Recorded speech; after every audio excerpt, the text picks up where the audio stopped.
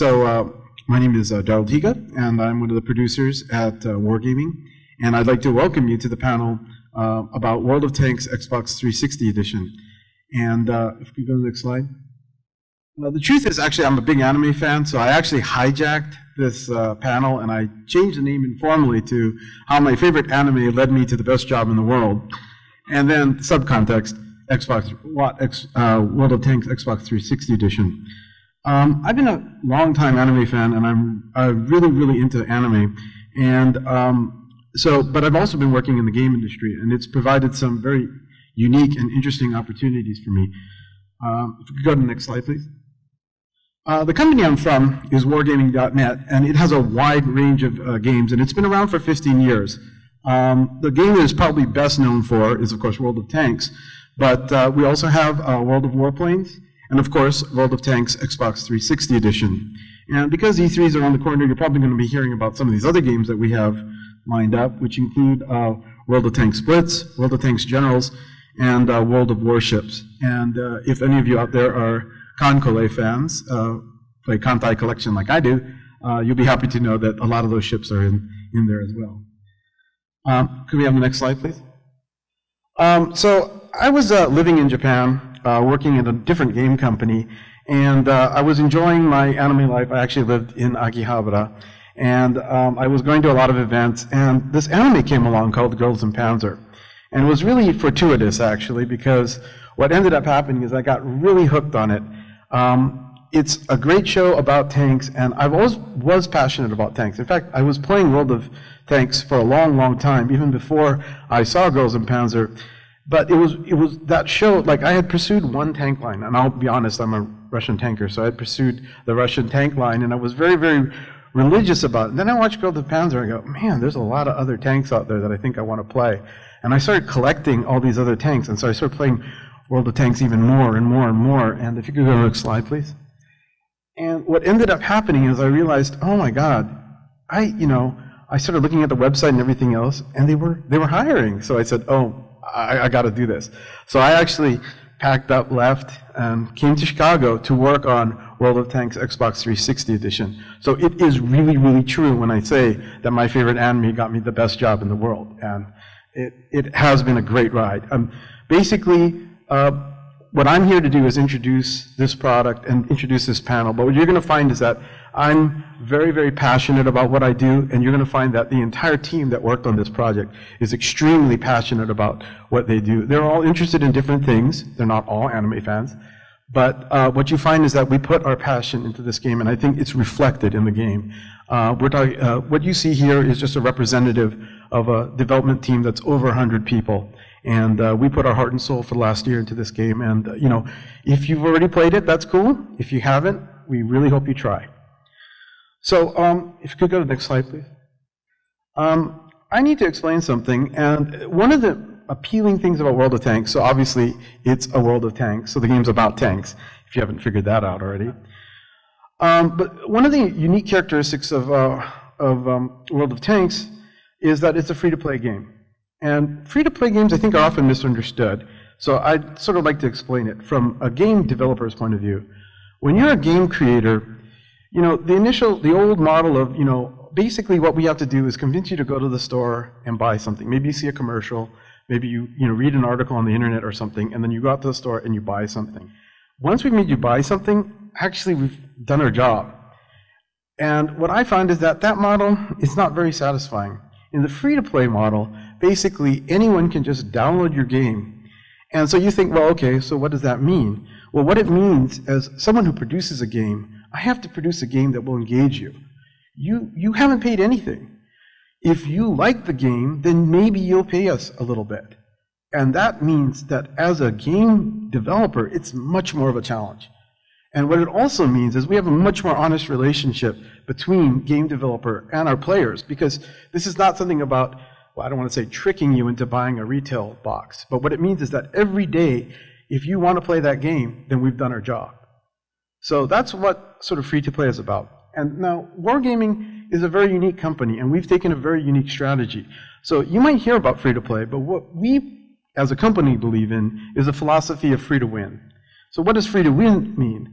Well, instead of just an idea that, well, we'll give you some free content and then you have to pay us to see more, the whole idea behind free to win is that the game mechanism and the game itself is designed around the idea that people will play, and some will pay, some won't. We have things that you can pay for, things like premium tanks and premium ammunition, everything else. Things like premium tanks that you pay for, you know, they're not the best tank on the battlefield. What they are is that, you know, to borrow RPG terms, they're very, very efficient farmers. So they're really great at collecting XP, they're really great at collecting money. So people don't pay to get an advantage on the battlefield. And we take that very, very seriously at this company. And that's one of the reasons why you know, honestly, I was living in Akihabara. I could see Chuodori from my apartment. It was a big decision to come to Chicago, but I did it because I really believe in the product. And I think you're going to find everybody here is going to represent different disciplines, and they really, really believe in what we're making. So anyway, what I'm going to do now is going to pass this on. Next slide, please. I'm going to pass this on to Nick, and Nick's going to talk about sort of the game structure.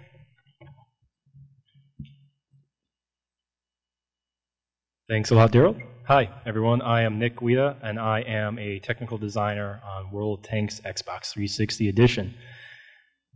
Next slide, please.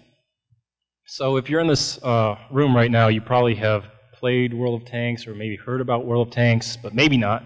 So if you haven't, I'd like to initiate you into our happy World of Tanks family right now with a little bit about our game mode, some of the finer points of our gameplay and stuff like that. So what is World of Tanks exactly? World of Tanks is a team-based player versus player online experience, and it's free for your PC and also now your Xbox 360. Go download the Xbox 360 version right now, please.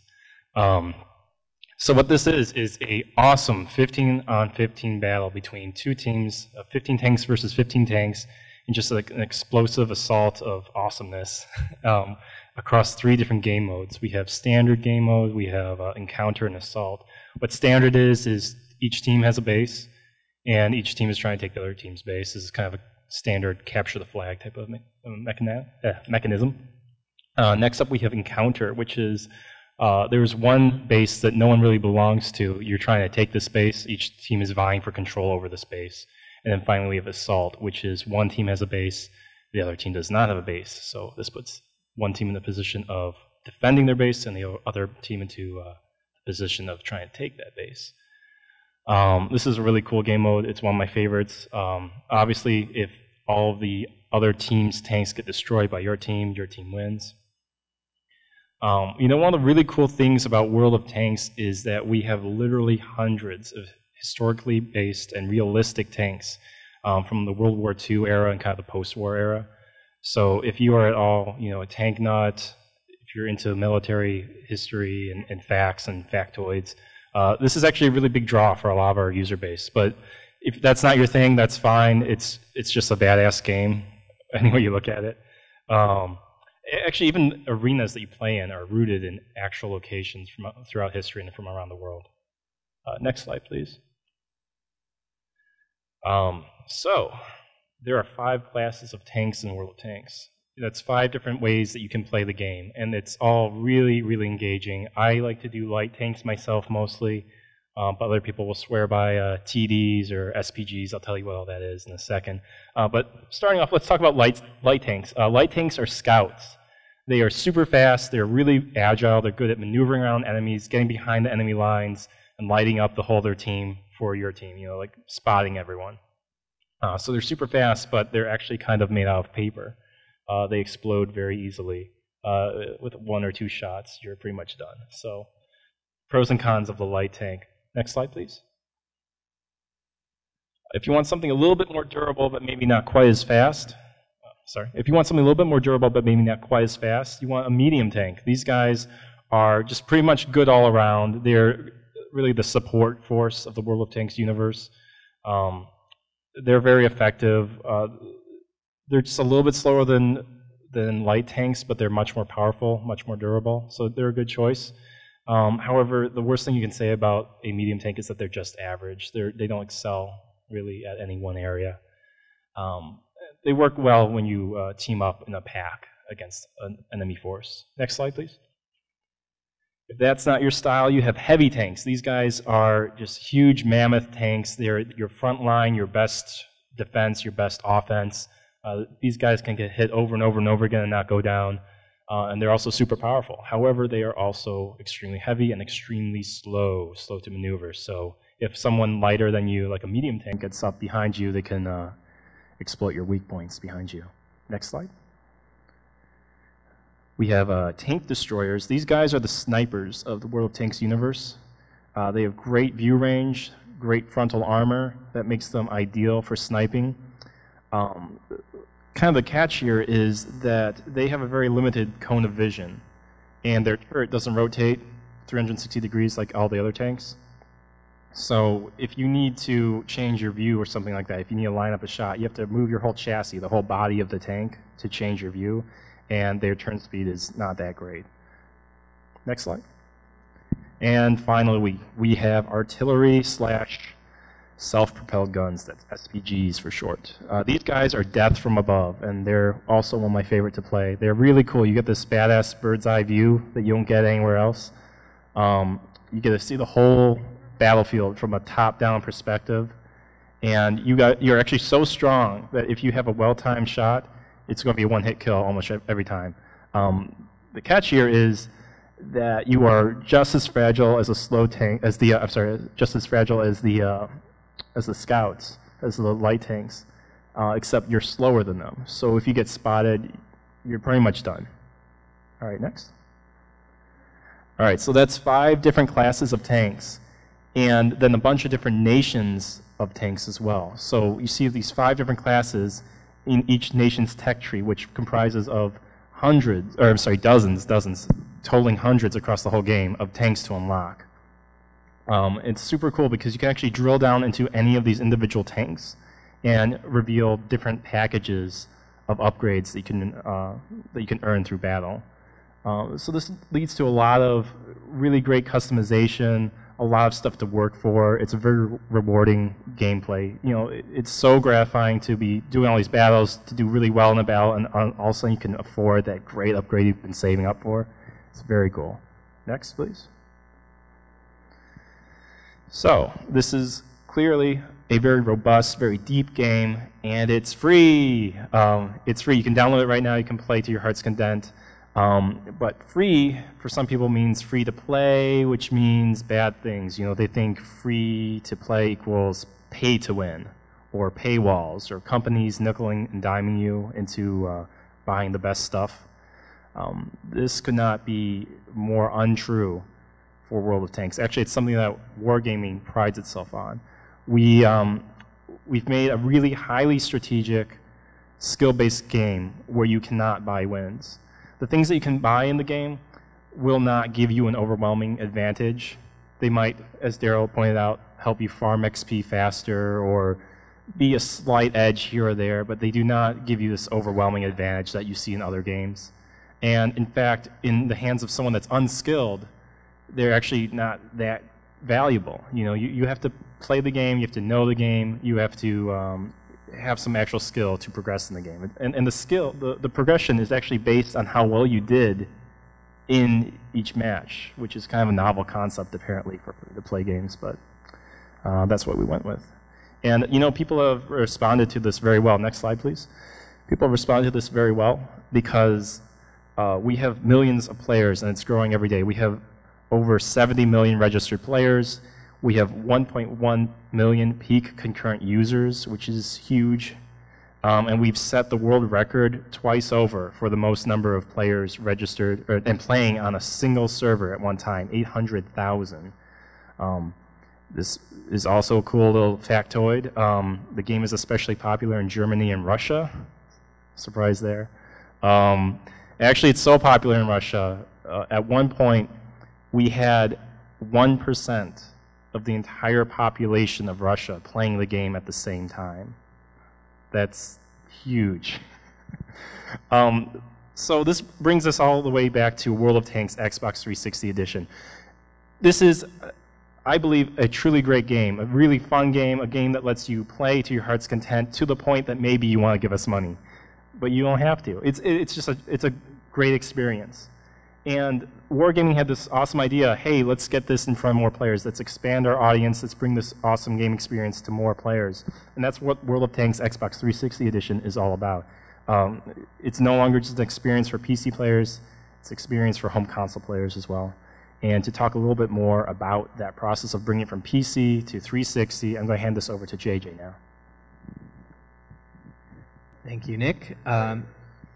So that's me.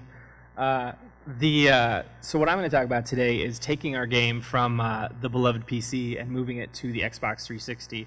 Next slide, please. So we had kind of three big challenges when you're moving a game from one system to another, either TV to console or TV to PC or the other way. And everybody always talks about ports and how the port is scary. But we didn't do a port. We didn't just take the PC game verbatim and throw it on your television. We built our game from the ground up. So our goal was to make sure that we retain the experience that PC players have, but for a television that you sit 6 feet away from. So the idea is first we had to start with the UI and make sure that you could see everything on the screen and the game was laid out. It made much more sense on a television than you would want it on a PC. Bigger text, more clear things that you would use with a controller and not necessarily have the mouse in there. And so then that was kind of our first big thing. And then we had to move to the control experience, which is you have a mouse and a keyboard, and then you have all these choices for buttons and custom configurations and anything a player could want. And then we have to move down to the Xbox 360 controller. So we spent a lot of time taking into account how do we want to make the controls, how does this feel, how does that feel, can we make it feel exactly like the PC, and then also retain that great console feel from other kind of FPS type games. Because World of Tanks is essentially an FPS. It's just a little bit slower, but far more tactical, far more skillful. There's a lot of strategy involved. Where do you want to put your tank? How do you want to drive it? As Nick had touched on, we have the 5 different classes, and each one needs to play with the controller and play differently. So I feel like we really accomplished that in making sure that our controls feel good. And so from there, then we had to move to the art experience and making sure that the game looks beautiful on the console. It's on the make sure all of our tanks look great, our maps look great, and everything else. And so to bring us into art, I have Andy here who's going to talk to us about our beautiful game. Hi, my name is Andy Dorizas. I'm a senior artist at Wargaming, and I'm going to take you. I'm also in charge of tank production, so I'm going to take you on a little tour of some of the enhancements we made to the graphics of World of Tanks Xbox 360. So, what have we done to the game and to the levels? Well, about a year or so ago, we started kicking around the idea of adding weather to the game, which is kind of, you think it's pretty easy to just turn down the lights and add rain, but that actually takes a lot of research. So, here's some early stuff of us actually trying to make the tanks look wet in a level called Himmelsdorf, and this was just test footage. So we actually have water running down the tank on the shaders and kind of upgrading everything. And here you can actually see the water running down the side of the turret there. And we have rain coming out of the sky. And you might think it's pretty easy. We just turn the lights off. Well, on a multiplayer game, you can't really just turn the lights off on people while they're trying to play the game. They need to be able to see what they're doing. And this is Himmelsdorf in a rainstorm. And we're going to actually fast forward now to the future. This is today, right now. This is the game. So it's a year later, and we've got screen effects and a whole bunch of stuff going on in the sky, dynamics, you name it, rain, wind, weather. There's sound actually of the water on the tank you can't hear. But so in order to make this more interesting for the player, we bring in fog ranges, we amp up the intensity of the level to make people really believe that they're in a rainstorm. This might be Germany, somewhere in Germany. And it's pretty moody. And you can see we have to be very careful of fog ranges so you can actually see your opponents while you're trying to kill them.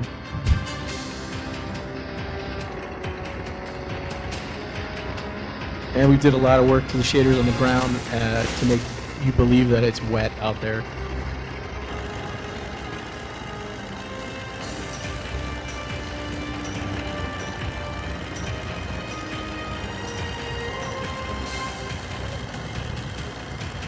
And what's really cool is that we were able to do this with our systems and software actually pretty amazingly easy. It was really awesome, and it was a really great experience trying to change something that to Europe and in Russia is pretty iconic.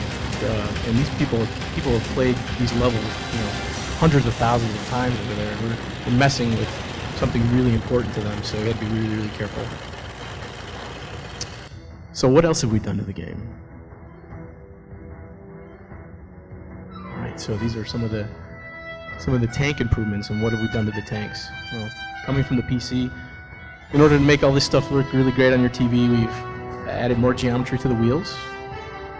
We've added more geometry to the hulls of the tanks, so they look great in third person and on your big screen TV in your living room. And as well to the turret. But most importantly, given that we have some new view angles on these tanks in a sniper view, and when your barrel is sitting out in front of you all the time, we've added more polygons to the barrels, which is not a small task when there's over 300 tanks with potentially 6 to 10 guns. So something really cool that we've done to the tanks, one of the coolest new features is some real tank track technology that we've created for the tanks, and here's how it works. So our system actually sends something called a raycast out from each wheel down to the terrain looking for elevation changes. We then calculate the diameter of each wheel and wrap everything in something called a spline and actually attach real tank track links to this spline. And as the elevation changes are detected, it actually deforms the spline and moves the tank tracks up and down. And you can see here what I'm talking about. This is our object editor forge, and we have one of the tanks and assets in there. And I'm going to actually break the tank tracks here to show you that we are actually simulating each track link. This is something that's not done in any other game in the world, actually, right now. So we're simulating as best as possible a realistic tank. And with this tech, we actually have realistic, dynamic-looking tank tracks with independent suspension on each wheel. And I think it looks pretty cool, actually.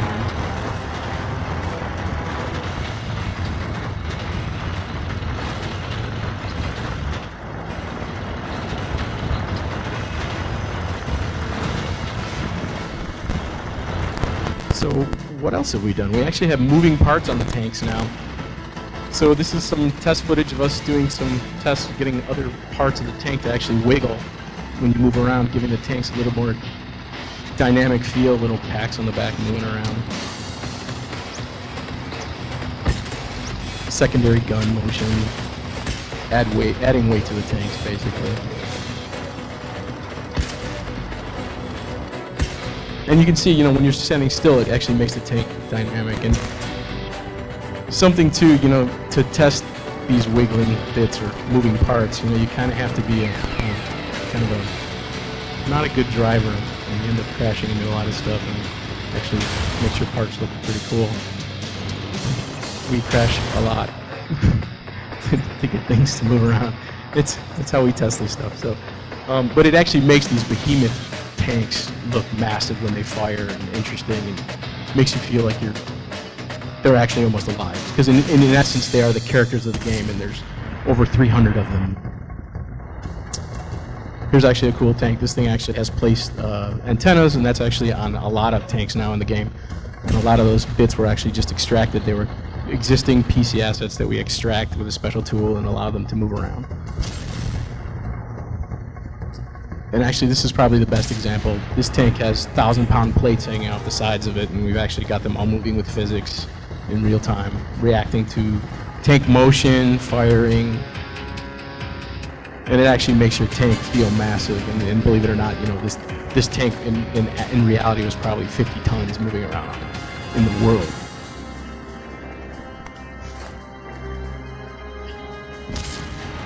So when it fires, it actually looks pretty badass.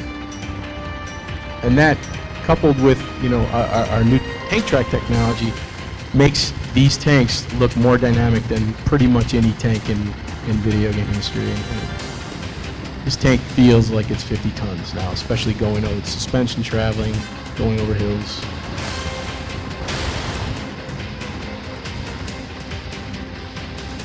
And that's it. And I actually pass you on now to Arlette. I can watch that video over and over again because it's so good. Hi, my name is Arlette Resendiz, and I'm the Player Experience Specialist at Wargaming Chicago, Baltimore. And my job is pretty much to talk to the community, gather their feedback, and trying to understand what is it that they like about the game and how we can enhance the experience. The game as it is right now, as other game companies could say, it's good to have the hot game, but we believe that, it's nice to, be important, but it's important to be nice, and we want to make sure that our video game players are taken care of in every single aspect of the game by offering new updates, by offering them new things that they actually enjoy, that they like in game. And that includes, for us, to maintain the game new almost every month. And we have to continue updating the game with features that we have pre-planned throughout the weeks that we have by implementing events and bundles where they can acquire new tanks or new special premiums that they can get. But we also want to make sure that any feedback that they give us, we can analyze and maybe implement in the game in the future. Of course, we can't really do that for every single suggestion because we will have pink tanks with unicorns and the tanks being driven by cats. So we have to maintain the essence of the game. So we have to actually analyze and see exactly how we can make our video game players happy. And that's by us listening to all their comments and concerns. Some of the most brilliant ideas come from our video game players, and that's something that we want to do. Can you go to the next slide, please? So how do we implement new hot items that they give us?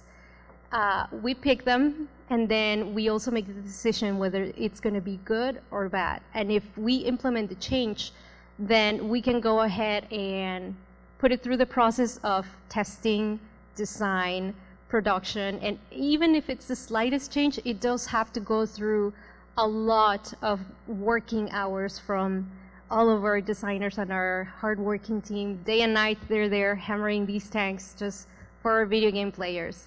To keep them happy, they're really, really important to us. We're there to listen to them, and we want to make sure that they continue having a great, great tanking experience. Without them, we will be nothing. And we want to make sure that this game is here for the long run, for years to come, for them to enjoy. So yeah, that's pretty much my job, and I love it. It's really awesome to communicate and engage with the community. They're the best players in the world. Now, since we're in Chicago, I would be amiss to not mention that if you are a programmer, artist, or designer, we would be very, very interested in talking to you. So we have contact information from our HR department up there. So, we're not here to recruit, but if you think you can help us and join our team, then we'd appreciate you contacting us. Okay, next slide. So at this point, we can open this up to any questions that anybody might have.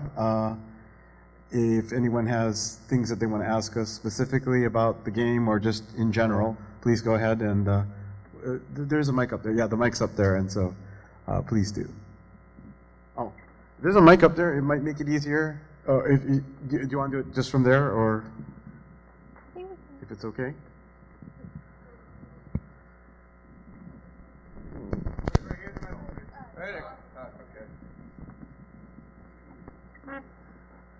Well, I'm just kind of wondering when some of the other nations might be included, like Russia or France. I just didn't know when they might be involved in the 360.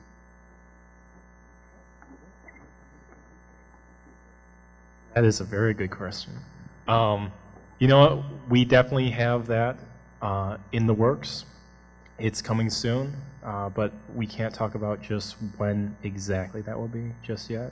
But it's coming. It's coming. It's absolutely coming. We hear your voices. We had an event when the game launched, I think in Russia, and the #1 question asked was, "Where are the Russian tanks?" So we definitely hear you guys, and we are looking forward to bringing those your way soon. Thank you.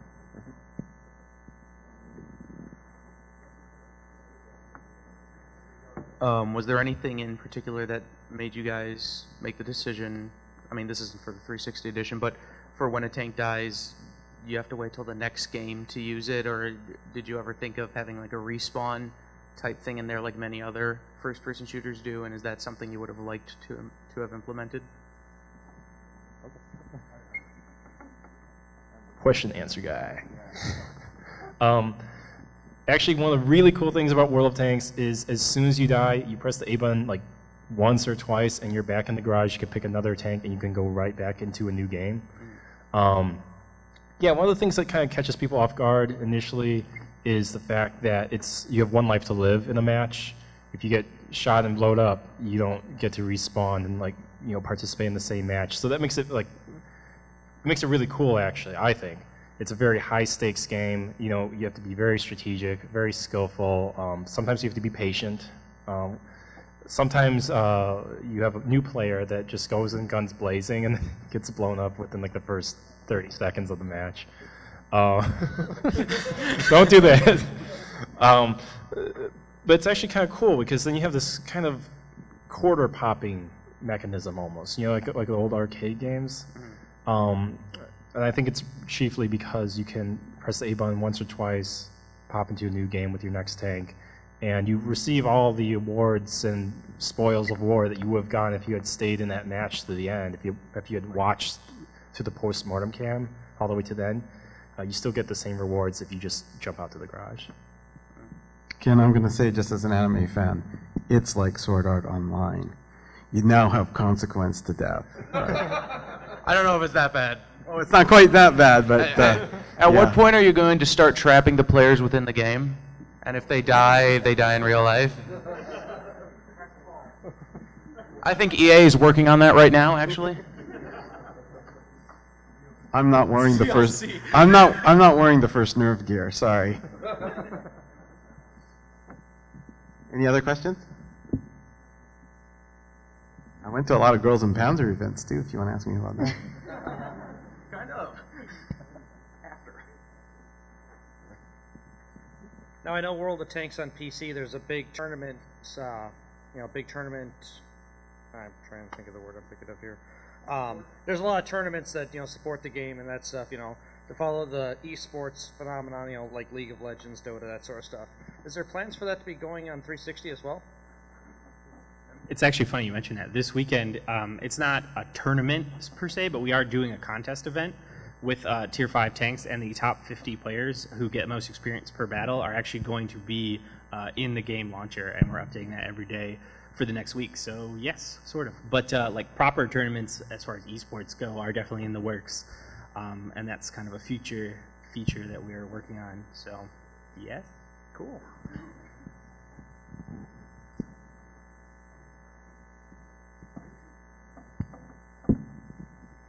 I'd just like to say thanks for coming to answer our questions. But you were talking about ports. Would you feel that this is you tried to be as faithful a port to the PC version as possible, or is it its own game inspired by World of Tanks, or somewhere in between? I mean, that was kind of the whole goal, is to build our version from the ground up. So we took all of the content, we, as Andy had shown, we have all the same tanks, we have all the same maps, and but we'd like to put our own spin. We're adding our own stuff. We have weather, we have the wiggly bits, we have our own kind of spin on the UI and the in-game feedback. We have a new ribbon system that teaches the player, like, if you shoot a tank after another player spotted it, you get more XP. So we kind of want the player to have a new experience on the Xbox 360, but still be connected to the old, not old, but to the PC players. So it's a completely different engine currently running on the Xbox 360. So.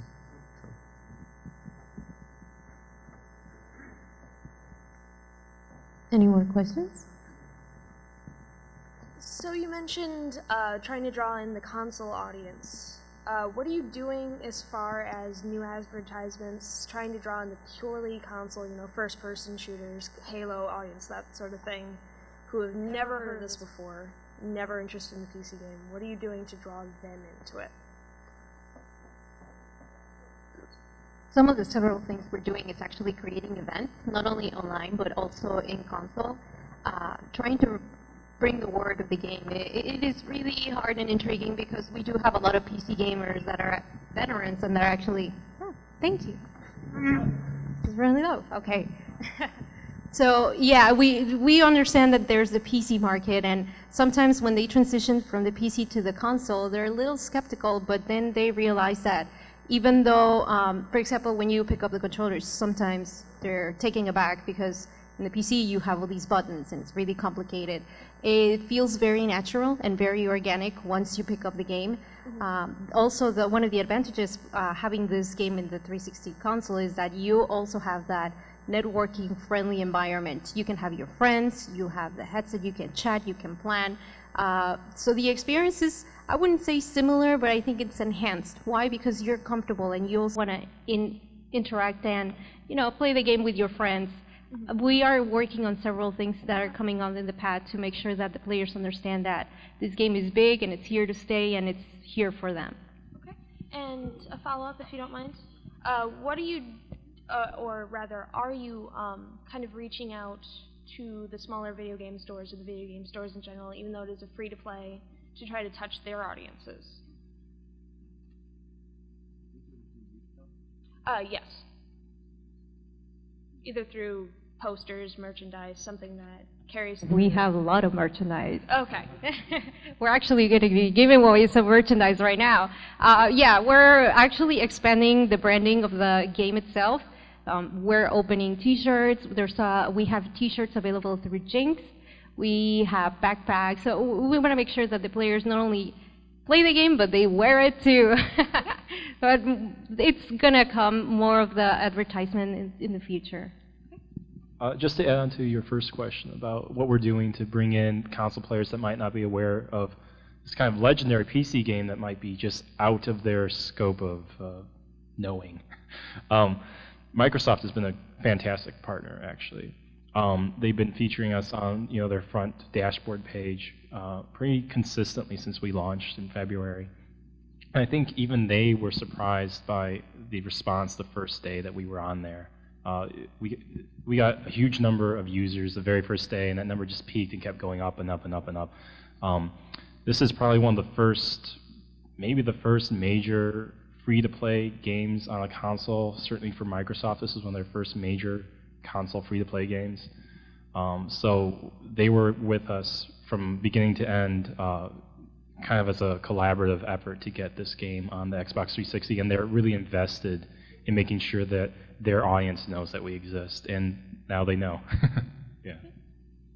And actually, in terms of the smaller retail, oh, I'm sorry. Yeah, I'm sorry. I was just going to talk about they're actually bringing out a retail box. Actually. So one opportunity that we have for retailers to sort of get involved in this is, of course, the sale of Microsoft cards, because unfortunately, it's when you're in the download kind of environment, it's really difficult to get physical in terms of the retail stores. But I do hope that what will happen is that if there's enough interest, that we can spawn other ways to sell into the retail channel, and definitely things like merchandise is one avenue, and of course cards and branded cards that you can purchase at the stores and things like that. Thank you very much. Thank you. Really quick, as far as you were talking about cards, might I suggest like a battle trading card game type, like a World of Tanks TCG? Keep your eye on E3. Did I say that? Oh shoot, my boss is sitting right there. But anyway, yeah, keep an eye on E3. Yeah. Okay. So there will be a CCG game coming out. It's not by our company. Yeah, Generals. How did you know? Lucky guess.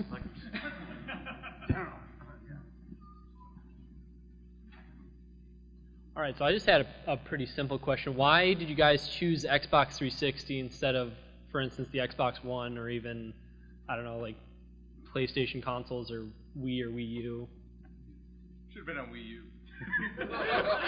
We need it.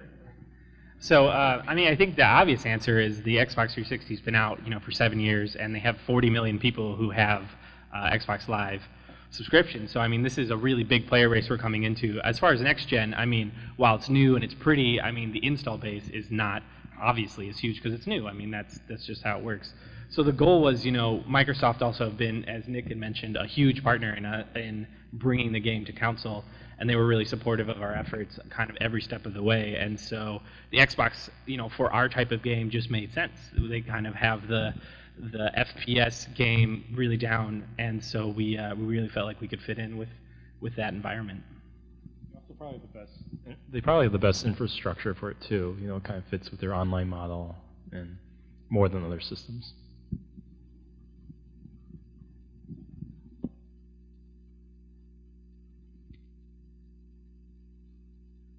One question I do have. I'm an anime fan. I love Girls and Panzers, and I know there's a mod for it on the PC. I didn't know if you might include that on the 360 version.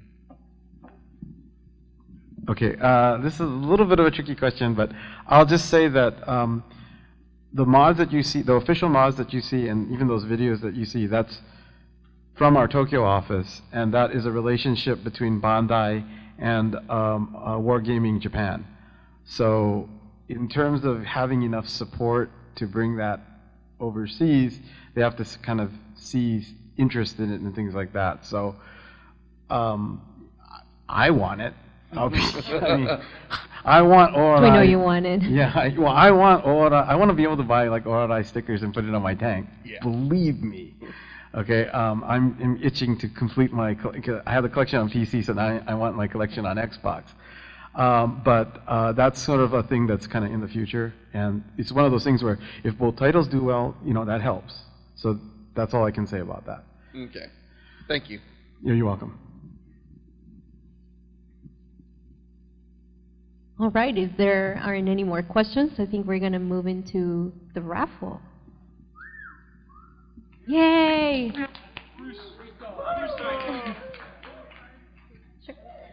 By the way, this is Val. She is the person with the merchandise, so yay! She's awesome. All right, so I guess we're going to start. I'll pass this box over there, and I'll start bringing the items. And each and one of you pull a little ticket, and we'll shake the box first. Oh, sorry.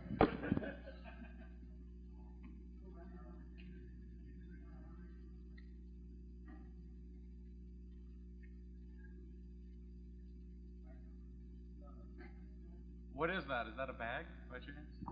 This is a Timbuktu bag, actually. It's pretty cool. What's in it? Is there anything in it?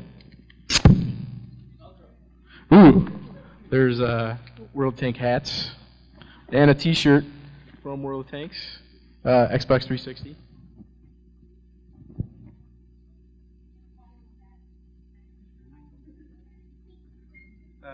What else is in here? Ooh, there's a whole bunch of stuff in here.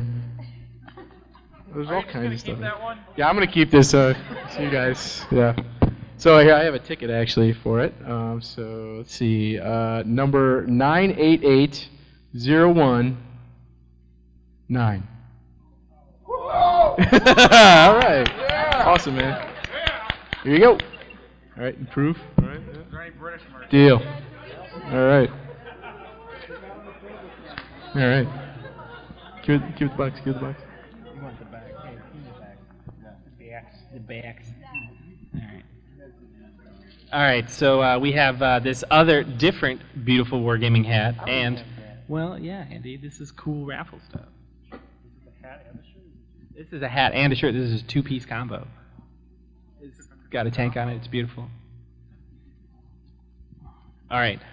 988063. There it is. Whoa! Good job.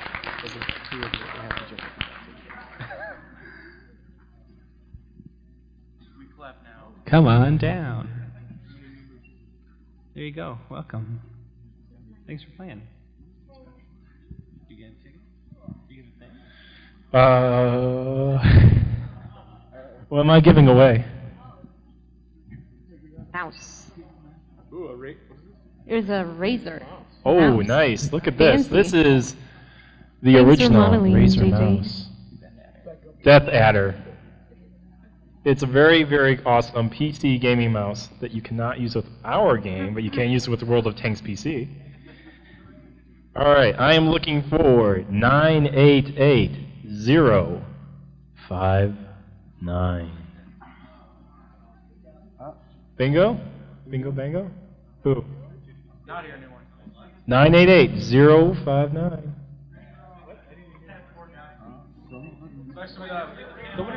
You need another ticket. Another one, quickly! All right, next. All right. We got 988004. All right, nice job. Congratulations. Thank you. All right, so I guess the headset went missing. Thanks for Aaron. Okay, fine. Now I have the ticket. It's 988010. That's not my number. Mine either. No? Next. Thank you, Andy. 988076. Yay! You get a really nice, fancy Xbox 360 Turtle Beach headset.